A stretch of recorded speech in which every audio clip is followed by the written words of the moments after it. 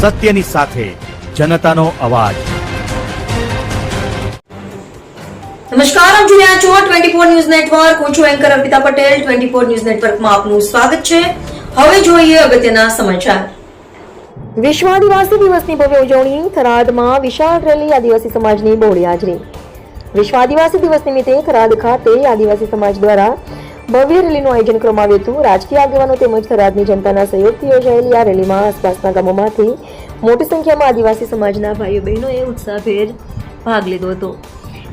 રેલીના પગલે સમગ્ર થરાદ શહેરમાં આદિવાસી સમાજની એકતા, સંસ્કૃતિ અને પરંપરાની ઝલક જોવા મળી હતી। રેલી દરમિયાન કોઈ અનિચ્છનીય બનાવ ન બને તે માટે પોલીસ દ્વારા ચુસ્ત બંદોબસ્ત ગોઠવવામાં આવ્યો હતો।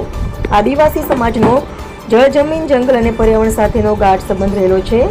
વિશ્વ આદિવાસી દિવસ નિમિત્તે આદિવાસી સમાજની સમૃદ્ધ પરંપરા, લોક સંસ્કૃતિ અને પ્રકૃતિ પ્રત્યેની લાગણીને ઉજાગર કરવામાં આવી હતી।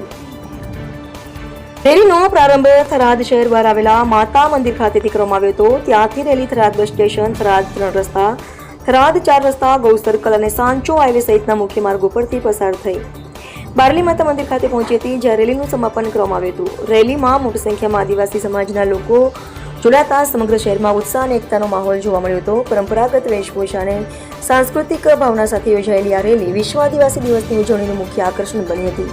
એવા રાણાભાઈ પારેગી, થરાદ।